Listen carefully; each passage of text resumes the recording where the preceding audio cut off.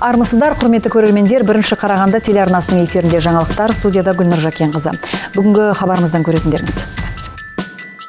Мәулен Ашымбаев Қарағандыда қоғам өкілдерімен кездесіп, өңірдің дамуы мен заң шығару жұмысына қатысты ұсыныстарды талқылады. Әңгіме аймақтағы индустриялық әлеует пен реформаларды жүзеге асыру тетіктеріне арналды. Студенттерге қаржылық алаяқтық, заңсыз ойын бизнесі және құқықтық жауапкершілік туралы түсіндіретін семинар өтті. Іс-шараға прокуратура, полиция және экономикалық тергеу қызметі қатысып, жастарға қылмыстан сақтану жолдары таныстырылды. Бұл жиынның маңызы мен мақсаты туралы бірер минуттардан соң. Қарағандыда 30 жыл бойы бірде-бір жол жүру ережесін бұзбаған жүргізуші марапатталды.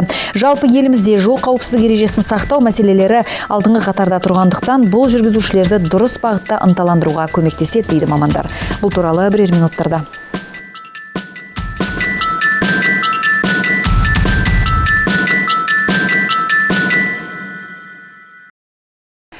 Қарағанды облысына жұмыс сапарымен барған Сенат төрағасы Мәулен Ашымбаев жергілікті мәслихат депутаттарымен, ассамблея мүшелерімен және өңірдің белсенді азаматтық қоғам өкілдерімен кездесіп, мемлекет басшысының тапсырмаларын іске асыру бойынша атқарылатын ортақ міндеттерді талқылады. Кездесуге қатысушылар аймақтағы өзекті мәселелер мен заңнамалық бастамаларды тиімді жүзеге асыру жолдарын қарастырды. Әңгіме барысында заң шығару ісін жетілдіруге өңірлік деңгейдегі ұсыныстардың да маңызды ықпал ететіні айтылды. Сарапшылар мен маслихат өкілдерінің пікірін ескере отырып, құрылыс, цифрландыру және қаржы саласына қатысты жаңа заңдарды қабылдау процесін жеделдету мүмкіндігі талқыланды. Бұл тәсілдің тиімділігі экономикалық өсімге және жалпы елдегі реформалардың нәтижелілігіне тікелей әсер етеді дейді мамандар. Мемлекет басшысы биылғы жолдауында ел дамуының стратегиялық бағдарын айқындап бергені белгілі. Олардың сапалы әрі уақытылы іске асыру бәріміздің маңызды міндетіміз. Жолдауда жасанды интеллектінің рөліне ерекше көңіл бөлінді. Биылғы жолдаудың тағы бір маңызды ерекшелігі мемлекет басшысының парламенттік реформа жүргізу туралы ұсынысты екенін білесіздер. Бұл бастама өкілді билік тармағын түбегейлі жаңғыртып, бір палаталы парламентке көшуді көздейді. Сенат төрағасы өңірдің индустриялық әлеуетін ерекше атап өтіп, Қарағандының ел экономикасындағы орны зор екенін жеткізді. Аймақтағы өндіріс көлемі, жаңа кәсіпорындардың ашылуы және инвестициялық жобалардың артуы Қазақстанның тұрақты дамуына үлес қосып отыр.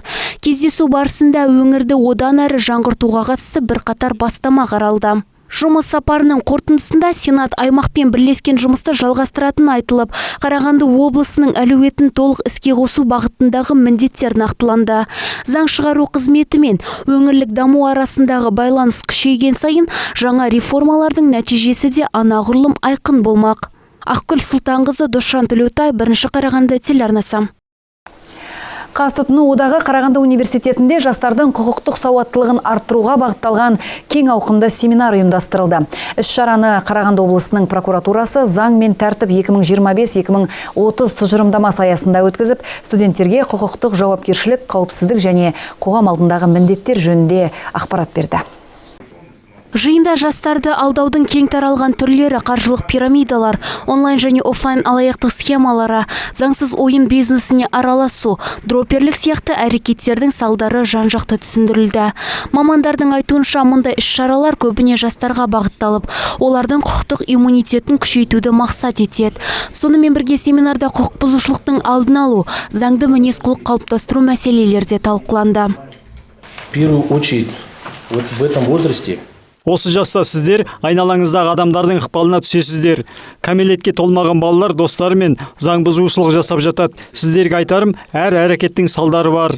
Өз істеріңізді ойланып жасаңыздар. Жаман адамдарға еліктемеңіздер. Сондай-ақ жеңіл ақшаға алданбаңыздар. Семинарға прокуратура, полиция департаменті және экономикалық тергеу қызметінің өкілдері қатысып, өз тәжірибесінен мысалдар келтіре отырып, заң бұзушылықтың жеке адамға да, қоғамға да тигізетін зиянын түсіндірді. Отырыс барысында құқық қорғау органдарының нақты деректері мен талдаулары ұсынылып, студенттердің көкейіндегі сұрақтарға жауап берілді. Сегодня прокуратура Карагандинской области в рамках реализации концепции «Закон и порядок» проведен семинар. Бүгін Қаз тұтыну одағы студенттеріне арналған семинар өтті. Жиынға прокуратура, полиция және экономикалық тергеу қызметі қатысып, жастарға түсіндіру жұмыстарын өткізді. Семинарда әртүрлі тақырыптағы заң бұзушылықтар талқыланды. Мамандарымыз студенттердің сұрақтарына жауап беріп, емін-еркін сөйлесе алды. Іс-шара соңында онлайн байланыс арқылы экономикалық және интернет қылмыстар үшін сотталғандар өз оқиғаларын баяндап, заңсыз әрекеттің жақсылықпен аяқталмайтынын айтты. Ұйымдастырушылардың пікірінше мұндай нақты мысалдар жастарға құқықтық нормаларды сақтаудың маңызын тереңірек ұғынуға көмектеседі. Ақгүл Сұлтанқызы, Досжан Төлеутай, Бірінші Қарағанды телеарнасы. Тұрғындар соңғы уақытта қарыз ауыртпалығын заң аясында реттеу жолдарын жиі қарастырып, өз құқықтарын қорғауға бұрынғыдан белсенді араласа бастаған. Сот мамандары бұл үрдісті азаматтардың қаржылық мәдениетінің артып, қиын жағдайдан шығудың заңды тетіктерін дұрыс қолдана білумен байланыстырады. Спикердің айтуынша, банкроттық рәсімдер азаматтарға қаржылық тығырықтан тұрақтылыққа оралуға мүмкіндік беретін тиімді құралға айналған. Банкротты қарызын өз күшімен өтей алмайтын азаматтарға заңды түрде көмек көрсететін арнайы қаржылық рәсім. Оның мақсаты борышкерді жазалау емес, оны қарыз қысымынан шығарып, өмірін қайта қалыпқа келтіруге мүмкіндік беру. Аталған рәсімге өтінішті азаматтың өзі ғана бере алады. Өтініш екі жолмен, соттан тыс және сот арқылы қаралады. Сот тәртібінде өтініш берушінің мал-мүлкі саудаға шығарылып, түскен қаражат несие берушілерге қайтарылады. Ал мүлкі жоқ азаматтардың өтініші жеңілдетілген тәртіппен қаралады. Банкроттық рәсімнің түрлері екі түрі бар: соттан тыс және сот арқылы. Егер қарыз аз болса, немесе борышкердің мүлкі болмаса, соттан тыс банкроттық мүмкін. Ірі қарыздар мен мүліктің болуы кезеңде рәсім сот арқылы жүзеге асырылады. Мүлік сауда-саттыққа сатылады, ал түскен ақша несие берушілерге аударылады. Банкроттық туралы заң талаптарына сот банкроттық рәсіміне ұқсас төлем қабілеттігін қалпына келтіру процедурасы қарастырады. Бұл жағдайда борышкер банкрот мәртебесін алмайды. Банкрот деп танылғаннан кейін банктер мен коллекторлар қарыз талап етуін тоқтатады. Борышкердің соңғы мүлкі тартып алынбайды және негізгі күнкөріс заттарына тыйым салынбайды. Бұл азаматтардың әлеуметтік жағдайын сақтап, қайта аяққа тұруына мүмкіндік береді. Сондай-ақ егер сот қарызды өтеу мүмкіндігін қалпына келтіру рәсімін қолдану жөнінде шешім шығарса, азамат банкрот деп танылмайды. Бұл қадам борышкердің табысын сақтай отырып, қарызды кезең-кезеңмен өтеуге жағдай жасайды, дейді спикер.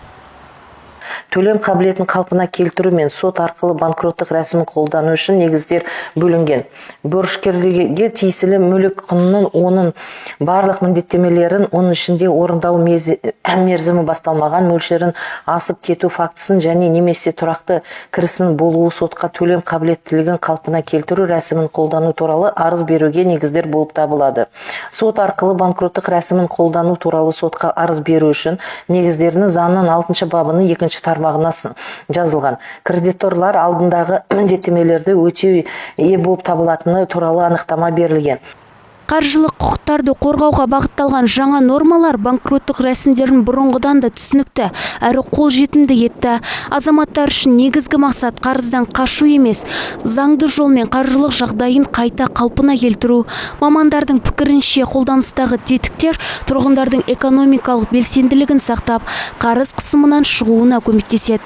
Ақгүл Сұлтанқызы, Досжан Төлеутай, Бірінші Қарағанды телеарнасы. Баспана мен автокөлікті пайызсыз бөліп төлеп алуға болады деп елді сендірген.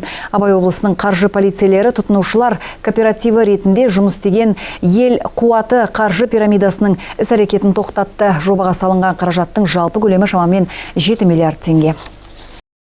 Олар адамдарды баспана және автокөлікті пайызсыз бөліп төлеуге көмектесеміз деп сендіріп, пайлық жарна төлеуге шақырған. Өздерінің сайты мен әлеуметтік желілер арқылы алаяқтық істерін әр отбасыға бақыт деген ұрандарымен жарнамалап, халықтық кооператив жалған бейнелерін қалыптастырған. Халық тауарлық белгісін заңсыз пайдаланған үшін әкімшілік жауапкершілікке тартылғаннан кейін кооператив атауы ел қуаты болып өзгертілген. Жаңа салымшыларды тарту үшін басшылық түрлі маркетингтік акциялар өткізген. Оның ішінде туристік жолдамаларды ұтысқа қойған. Қылмыстық жолмен түскен табысты заңдастыру мақсатында ұйымдастырушы өз атына Казинфомаркет жауапкершілігі шектеулі серіктестігін тіркеп, онда кәсіби, ғылыми және техникалық қызметтерге төлем ретінде көрсетіп, салымшылардан түскен қаражатты шығарған. Алайда бұл қызметтер іс жүзінде көрсетілмеген. Салымшылардың қаржысын осы Казинфомаркет жауапкершілігі шектеулі серіктестігінің есепшотына аударып отырған. Нәтижесінде қаржы пирамидасына 1,5 мыңнан аса адам тартылған. Жалпы инвестиция көлемі 6,8 миллиард теңгені құраған. Ұйымдастырушы қамауға алынды. 23 қарашадан бастап жол қозғалысы ережелеріне енгізілген өзгерістер қабылданды. Оған жылдамдыққа қойылған жаңа талаптар, колоннамен жүру тәртібі, маяк шамдарды пайдалану және жолаушылар тасымалын ұйымдастыру ережелері кіреді. Елді мекендер ішінде жүк көліктеріне жылдамдық шектеу енгізілді. Сағатына 50 шақырымнан аспауы тиіс. Бұл шара жаяу жүргіншілердің қаза болу қаупін азайтуға бағытталған. Дүниежүзілік денсаулық сақтау ұйымының дерегінше, сағатына 60-65 шақырым жылдамдықпен жүрген көліктің жаяу жүргіншіге қауіп төндіру ықтималдығы сағатына 50 шақырым жылдамдыққа қарағанда 4,5 есе жоғары. Сонымен қатар айналаны көру бақылау мүмкіндігі азайған жағдайларда жүрудің жаңа тәртіптері белгіленді. Осылайша Біріккен ұлттар ұйымының дүниежүзілік денсаулық сақтау ұйымының мәліметтері бойынша жылдамдық сағатына 60-65 шақырым жүрісте жаяу жүргіншінің қаза болу қаупі сағатына 50 шақырым жылдамдықпен салыстырғанға қарағанда 4,5 есеге артады. Көріну жеткіліксіз жағдайларда, яғни боран, тұман, қар және жаңбыр кезде жол көлік оқиғаларын болдырмау мақсатында колонна жүрісі кезінде полиция қызметкерлері мен жол жүрісіне қатысушылардың құқықтары мен міндеттері нақтыланды. Сонымен бірге патрульдік көлік құралдарымен ілесіп алып жүретін колонналарда көрсетілген. Мысалы, колонна ішінде маневр жасауға, басып озуға немесе өздігінен тоқтауға тыйым салынады. Колоннадағы көлік құралдарының саны 10-нан асқан жағдайда 2 патрульдік көлік құралымен ілесіп алып жүру міндетті болып табылады. Өзгерістер жолаушылар тасымалына да қатысты. Ем2 және Ем3 санатындағы автобустарға ең жолаушыларды отырғызу және түсіру үшін маршруттық көлік аялдамаларында тоқтауға рұқсат берілді. Сондай-ақ қызыл, сары және сары түсті жарқылдайтын маяк шамдарды қолдану ережелері айтарлықтай жеңілдетілді. Ірі көлемді және қауіпті жүктерді, велосипедшілер топтарын ілесіп алып жүру кезінде, сондай-ақ балаларды тасымалдайтын автобустарда жылдам алынатын бекітпесі бар қызғылт сары немесе сары түсті жарқылдауық маяктарды рұқсатсыз пайдалануға болады. Бұған дейін мұндай маяктарды қолдану үшін рұқсат құжаттарын алу, қайта жабдықтау рәсімінен өту және автокөліктің техникалық куәлігіне жарқылдауық маякпен жарықтандыру туралы белгі енгізу талап етіледі. Жүргізушілерге жол парағын электрон түрде пайдалану мүмкіндігі берілді. Бұл құжат айналымын және бақылауды жеңілдетеді. Бұдан бөлек жол белгілері мен таңбаларының барлық кескіндері цифрландырылды. Бұл олардың визуалды қабылдануын жақсартуға бағытталған. Полиция қызметкерлері жүргізушілерге жаңартылған талаптармен алдын ала танысып, жол қозғалыс ережелерін қатаң сақтауды ұсынады. Шаһарымызда жол қозғалысы қауіпсіздігін арттыруға бағытталған арнайы акция барысында 30 жыл бойы бірде-бір рет ереже бұзбаған жүргізуші анықталды. Патрульдік полиция қызметкерлері ұйымдастырған іс-шараның мақсаты мен маңызы жолдағы мәдениетті көтеру және тәртіпті сақтап жүрген азаматтарға алғыс білдіру. Үздік жүргізушілердің қатарында Светлана Швачкина бар. Ол 30 жылдық тәжірибесінде жол көлік оқиғаларына қатыспаған, тәртіп бұзушылық тіркемеген жүргізуші. Бүгінде көлік тізгінінде ғана емес, жас буынға жол мәдениетін үйретуде де үлес қосып жүр. Светлана мектеп оқушыларына қауіпсіздік негіздерін түсіндіріп, жолда жауапты болудың маңызын ылғи дәріптейді. Безопасный водитель должен соблюдать правила. Жүргізуші жол жүру ережелерін сақтау қажет. Жаяу жүргіншілерді, барлық жүргізушілерді құрметтеу керек. Менің өзім көлік жүргізгеніме 30 жыл болды. Барлық темір тұлпар иелеріне айтатыным, жолдағы қауіпсіздікті сақтаңыздар және ересектер бүлдіршіндерге жол жүру ережелерін кішкентайынан үйрету керек деп есептеймін. Акция барысында полиция қызметкерлері қала бойынша жүргізушілерді тоқтатып, олардың тәртіп үлгісін атап өтті. Іс-шара қауіпсіз жол профилактикалық жұмыстарымен қатар өтіп, өңірдегі жол көлік оқиғаларының санын азайтуға бағытталған түсіндіру жұмыстарын күшейтті. Полиция өкілдері мұндай бастамалардың жауапкершілікті арттыруға оң ықпал ететінін айтады. Сегодня, 23 ноября, проводится республиканская акция «Образцовый водитель». Бүгін республикалық үлгілі жүргізуші акциясы өткізіліп отыр. Мұндай іс-шаралар жолдағы қауіпсіздікті арттыруға ықпал етеді. Жолда жүру мәдениетін дәріптеуді көздейтін акция қоғам назарын қауіпсіздік мәселелеріне аударды. Марапатқа ие болған жүргізушілердің тәжірибесі өзгелерге үлгі болып, қоғамда тәртіпке бейімділікті қалыптастыруға серпін бермек. Мамандардың айтуынша, мұндай іс-шаралар апаттың алдын алуда маңызды рөл атқарады. Ақгүл Сұлтанқызы, Досжан Төлеутай, Бірінші Қарағанды телеарнасы. Облысымызда биылғы жылдың соңғы 10 айында менингиттің 9 жағдай тіркелген. Олардың барлығы 14 жасқа дейінгі балалар. Оның ішінде 6-ы 1 жасқа толмаған болса, 2-і 1 мен 2 жас аралығында, ал 1 бүлдіршін 5 жаста. Мамандардың айтуынша, науқастармен байланыста болғандар тексеріліп, ошақтар толық оқшауланып бақылауға алынған. Менингококк инфекциясы бұл ми мен жұлын қабықтарының қабынуына әкелетін жедел жұқпалы ауру.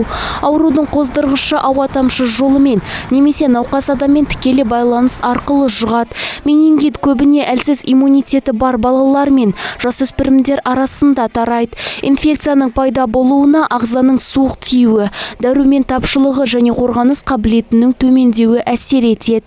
Дәрігерлердің айтуынша, менингококк инфекциясы көбінесе қыс пен көктем айларында жиі тіркеледі. При регистрации менингококковой инфекции были проведены все. Менингит басқа аурудың асқынуына немесе өз бетімен пайда болуы мүмкін. Бас ауруы, қызу көтерілу, жарық пен шуға шыдамсыздық инфекциялық дерттің кең таралған белгілері болып саналады. Ең бастапқы кезеңінде жай тұмау болып көрінуі мүмкін. Сол себепті дәрігерге барып тексерілген жөн. Себебі науқас емді уақытында алмаса, соңы қайғылы жағдайға кеп соғады. Мамандардың айтуынша, менингококк инфекциясы белгілі бір циклмен қайталанып отырады. Шамамен әр 4-6 жыл сайын сырқаттанушылық деңгейі көтеріледі. Биыл жағдай тұрақты болғанымен дәрігерлер сақтық шараларын бәсеңдетпеу керектігін ескертеді. Уақытылы атқарылған алдын алу жұмыстарының нәтижесінде ауру ошағы толығымен жойылады, дейді ақ халаттылар. Инфекцияның таралу көздері науқастар. Олардың өздерінде белгілер болмаса да, басқа адамдарға ауруды тарату қаупі бар. Менингит ауа тамшы жолдарымен тез тарайтын болғандықтан, ол тіркелген уақытта науқаспен араласқан адамдарды тез арада тексеріп бақылауға аламыз. Уақытында ем қабылданбаса, науқастың ақыл-ойының дамуына, құлақтың естімей қалуына әсер етеді. Дәрігерлер менингококк инфекциясының алдын алу үшін иммунитетті нығайтып, суық тиюден сақтануға, бөлмелерді жиі желдетуге және жеке гигиена ережелерін сақтауға кеңес береді. Сондай-ақ қызу қатты көтерілгенде бас ауруы, жүрек айну сияқты алғашқы белгілер пайда болғанда дереу дәрігерге қаралу қажет. Ең сенімді қорғаныс әдісі вакцинация. Ол ағзаның инфекцияға қарсы тұрақты иммунитет қалыптастыруына көмектеседі. Ақгүл Сұлтанқызы, Досжан Төлеутай, Бірінші Қарағанды телеарнасы. Қазақстан жастар чемпионатының кезекті ойынындағы кешкі сессиясында жанкүйерлер Қармет пен Мұнайшы командаларының қайта өткен кездесуді тамашалады. Қарсыластың қарсылық көрсетуге деген талпынысына қарамастан, Теміртаулық клуб алғашқы минуттардан ақ матчтың соңғы сиренасына дейін ойын тізгінін бақылауда ұстады. Қазақстан жастар чемпионатының кезекті ойындағы кешкі сессиясында жанкүйерлер Қармет пен Мұнайшы командаларының қайта өткен кездесуін тамашалады. Қарсыластың қарсылық көрсетуге деген талпынысына қарамастан, Теміртаулық клуб алғашқы минуттардан ақ матчтың соңғы сиренасына дейін ойын тізгінін бақылауда ұстады. Теміртаулық хоккейшілер жоғары жылдамдықты, тығыз прессингті және ойындық ойлаудағы айқын басымдықты көрсетті. Бұл командаға еш қиындықсыз қосымша 2 ұпай жазуға мүмкіндік берді. Ойын толықтай теміртаулықтардың мұз айдындағы үстемдігімен жалғасты. Олар қарсыластың қателіктерін шебер пайдаланып, әрбір шабуылында қауіпті жағдай туғызды. Матчтың басты қаһарманы Мәди Нұрқанов форвард 2 гол соғып, 2 нәтижелі пас беріп, әсерлі ойын үлгісін көрсетті. Оның мұз айдындағы белсенді әрекеттері ойынның шешуші сәттерінде маңызды рөл атқарды. Әли Нұрқанов та 3 нәтижелі паспен көзге түсті. Қарметтің 7-2 есебімен жеңіске жетуі клубтың турнирлік кестедегі позициясын нығайтып қана қоймай, команданың биылғы маусымдағы тұрақты өсімін айқын көрсетті. Қармет келесі ойындарын 26 және 27 қарашада өз алаңында өткізеді. Қарсылас Орал қаласының Сұңқар хоккей клубы.